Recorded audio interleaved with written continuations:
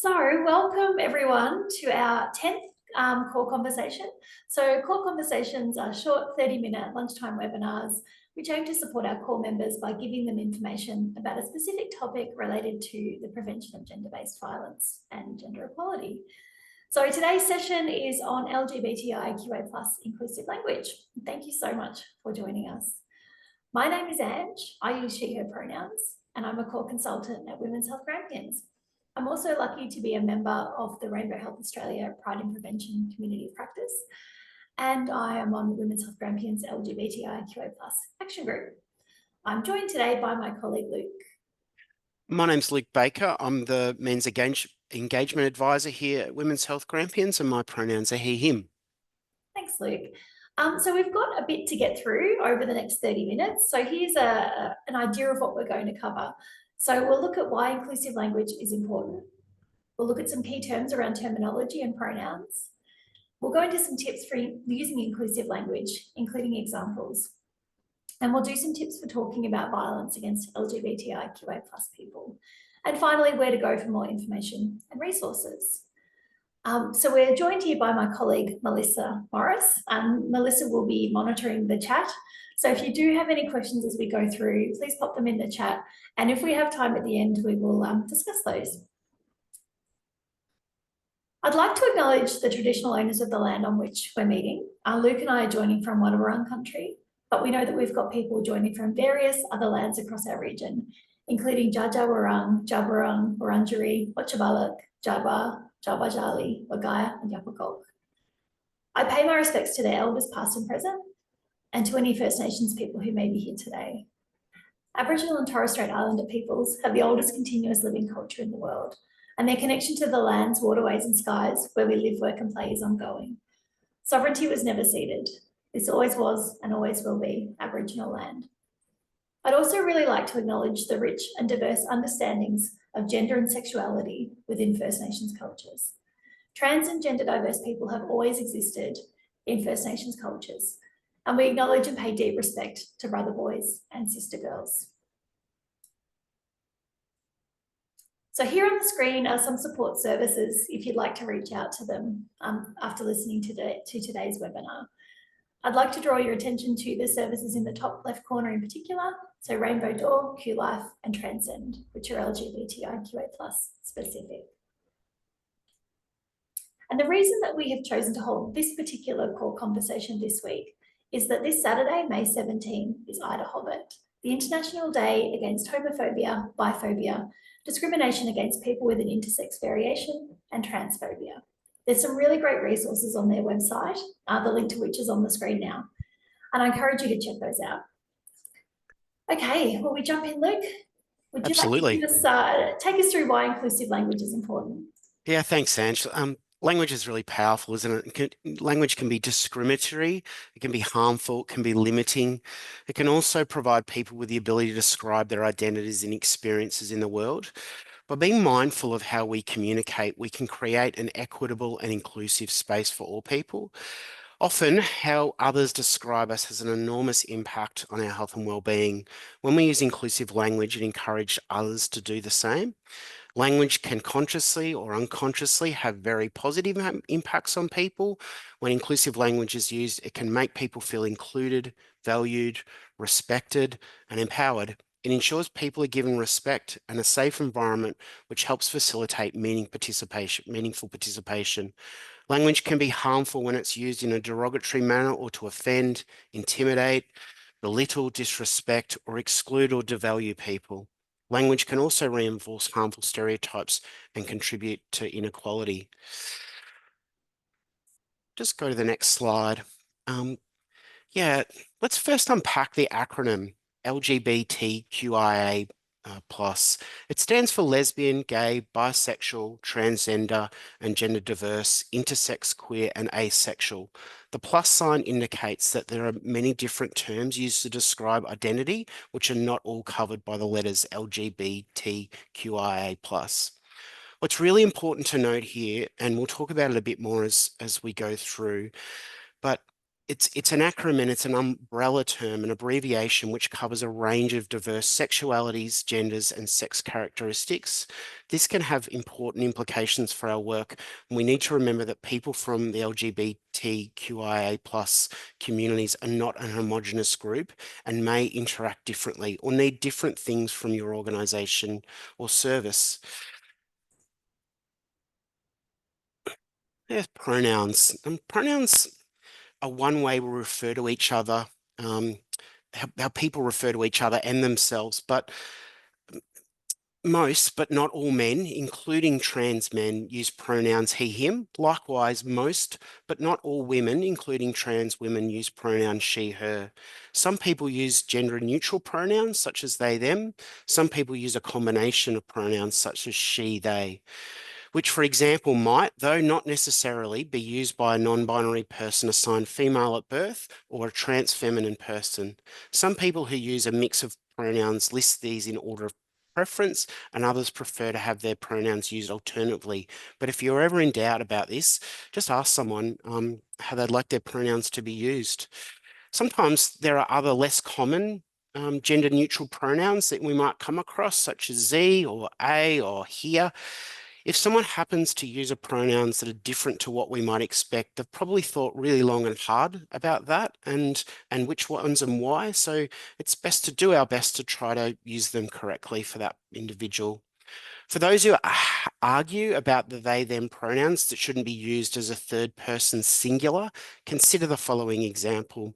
Someone left their lights on in the car park. Do you know who they are? No, but I'll see if I can find out and let them know.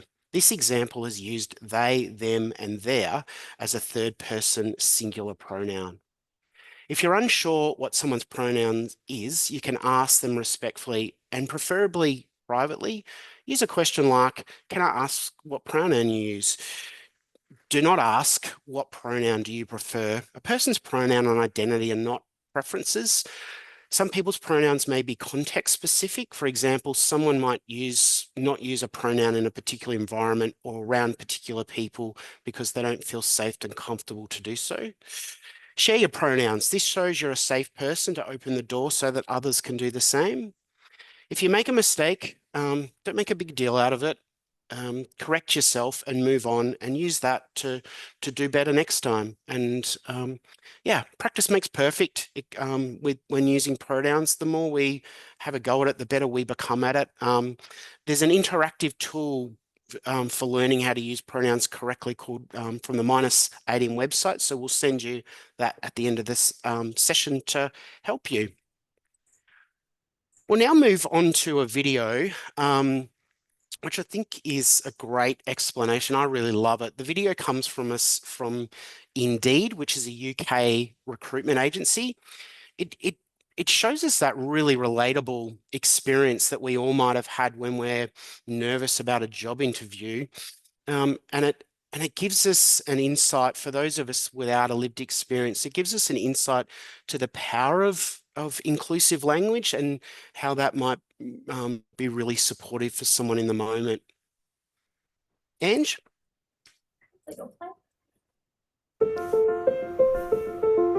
Hi. No.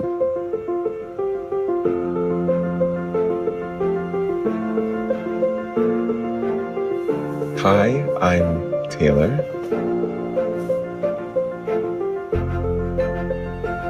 Hi, I'm here for my interview.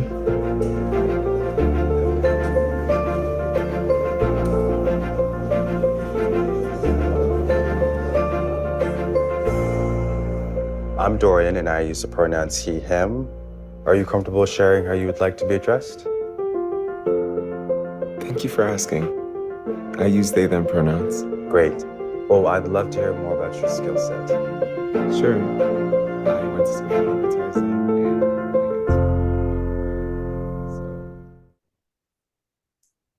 I really love that video. It's so simple, but the message is so powerful. And I think it really sets the tone nicely for our session today about showing how much it can mean to someone to share their pronouns and use inclusive language.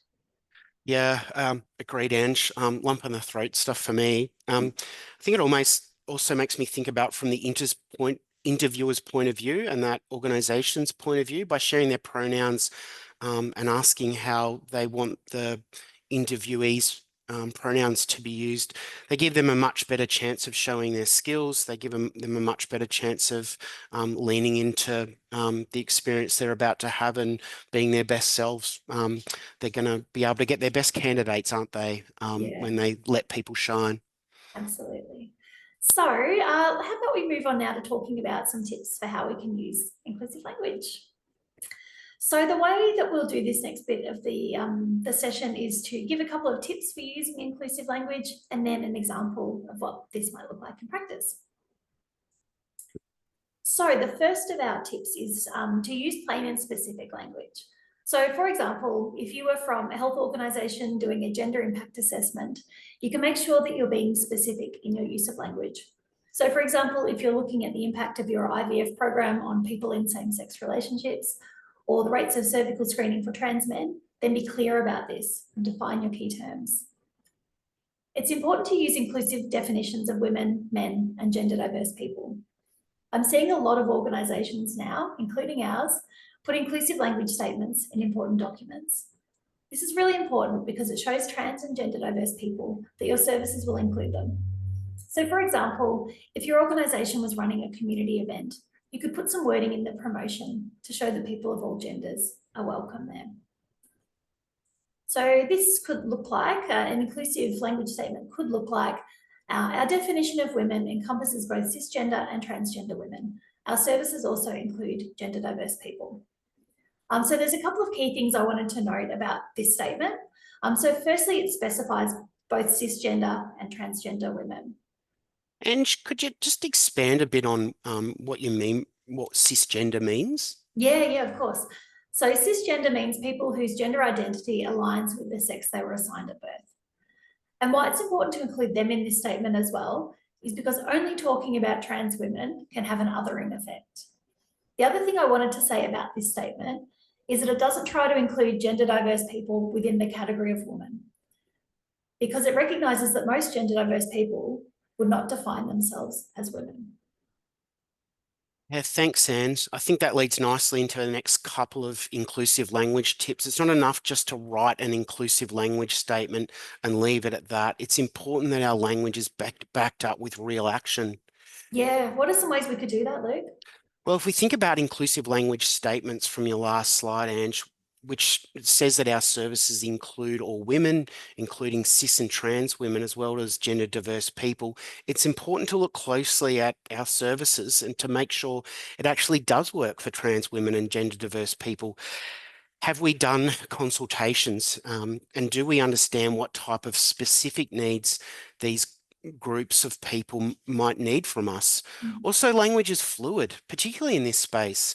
Some of the terms we might have used just a decade ago may really might not be seen as acceptable or a best fit now. So it's really vital that we keep our language updated and we have a process to visit and revisit that and our key terms and our key language.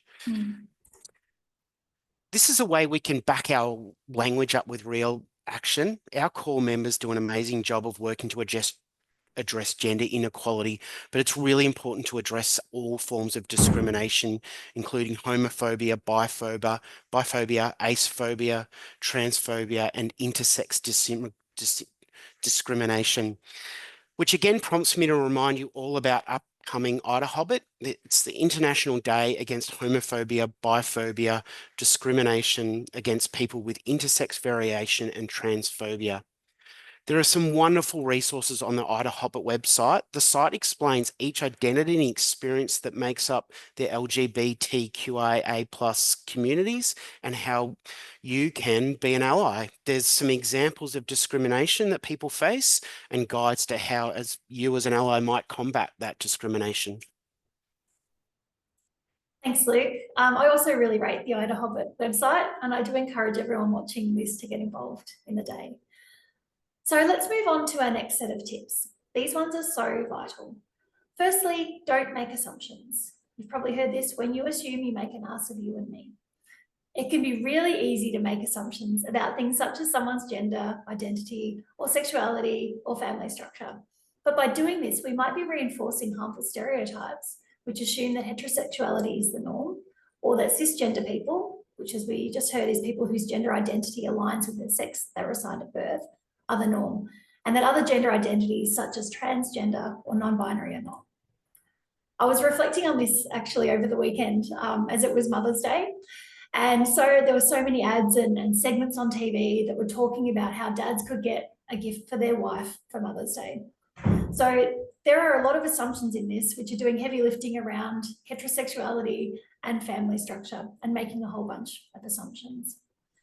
So the next tip, and I think this one's really important as well, is to respect people's privacy. So don't ask questions that you wouldn't be comfortable answering yourself. It can be useful to ask yourself why you think you need to know this information before you ask it. And keep in mind that people may not want to disclose their sexuality or gender identity to you or in front of others. If you work in a setting where you're required to collect demographic information about clients, then make sure this is done in a really private and respectful way. And this one is a particular bugbear of mine. Don't ask LGBTIQA+ people intrusive questions about their bodies or how they have sex.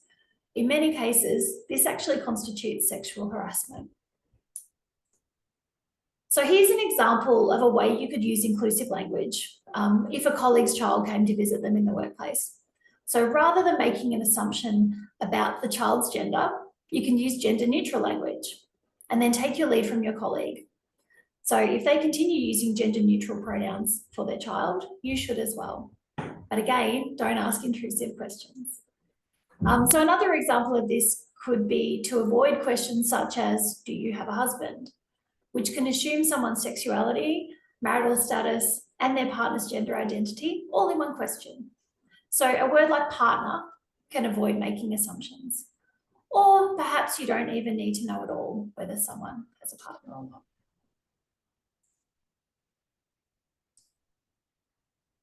Thanks, Ange.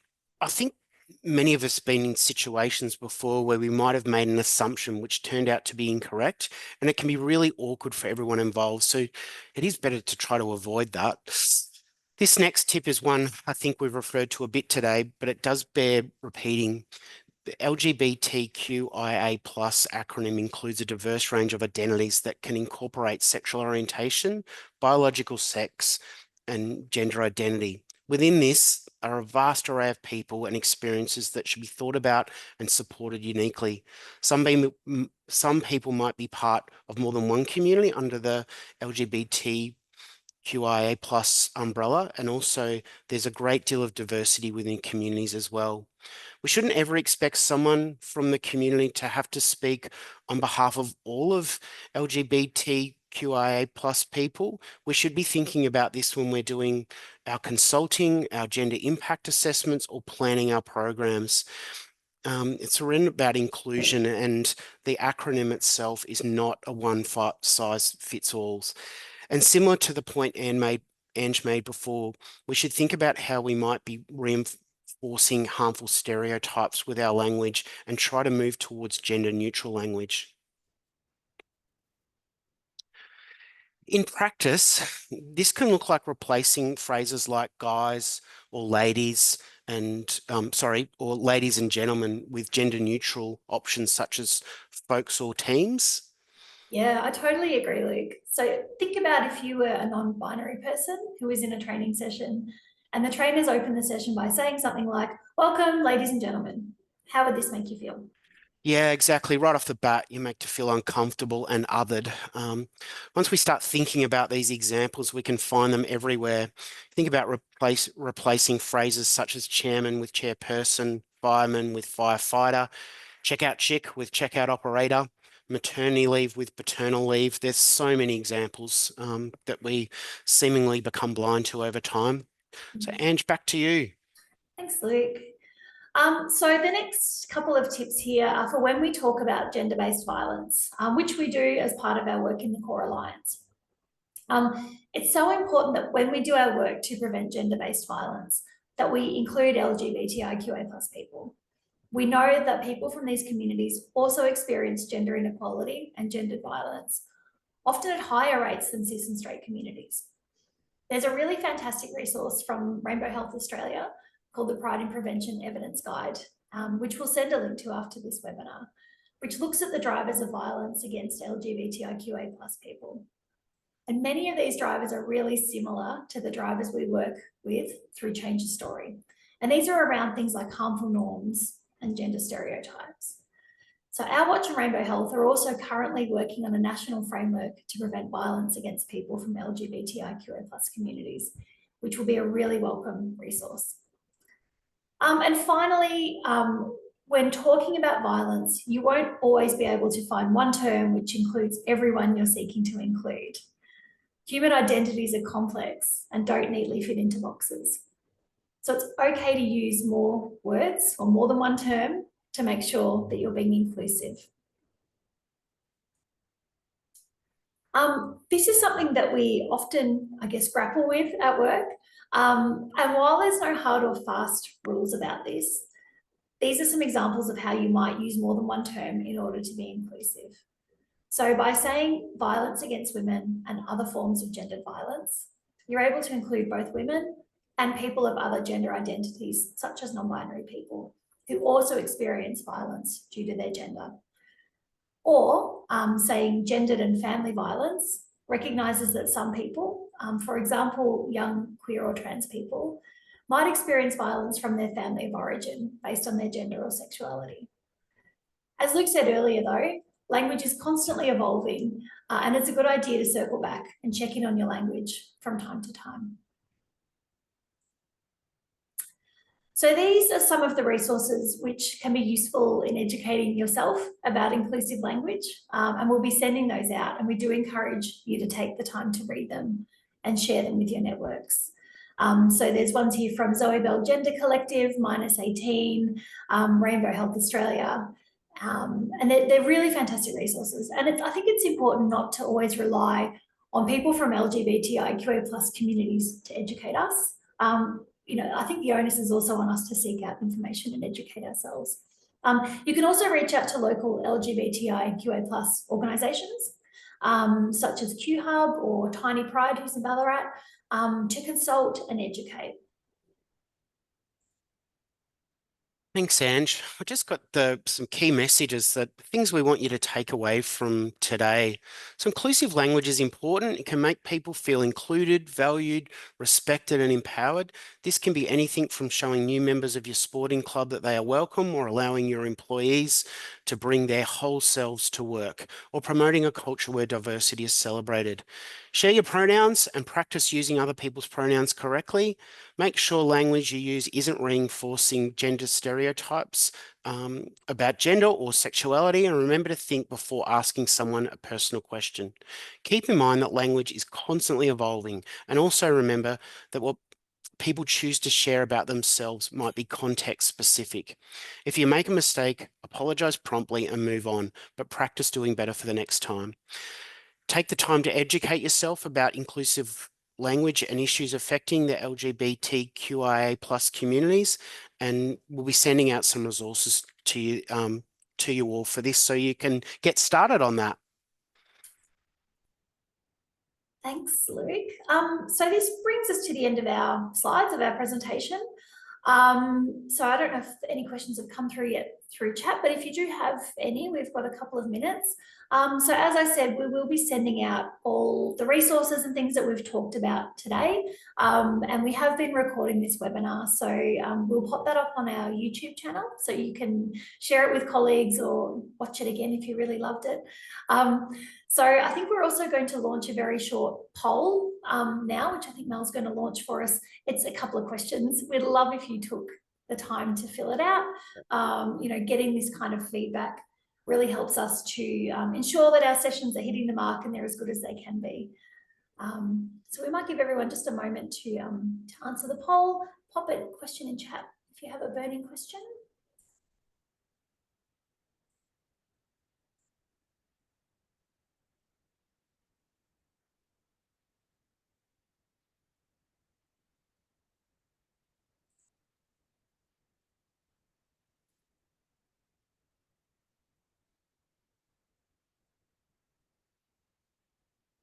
Oh, I can see a question in the chat. What does acephobia mean? So I might take that one. So that essentially is discrimination against asexual people. It can look like not believing that they are asexual. It can be things like, well, you know, maybe you just haven't had sex with the right person, or but you must be attracted to some people. So it's kind of a invalidation, I guess, of their sexuality. So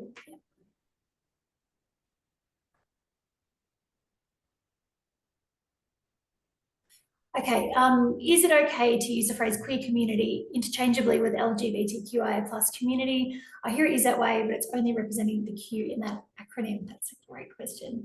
I think everything's context specific. I think, you know, think about why you're using, how you're using the word. So if you're thinking about, you know, how does our service represent LGBTQIA plus community, you should really use the acronym because, you know, not all people within that acronym would identify as queer. As we said, we've got a diverse range of kind of gender identity, sexuality, and biological sex as well. You know, many or most intersex people would not consider themselves as part of the queer community. So, okay,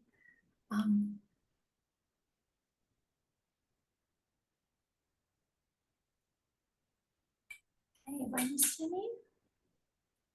If we're using a form to collect personal information, how should we address? Didn't catch the end of that question, but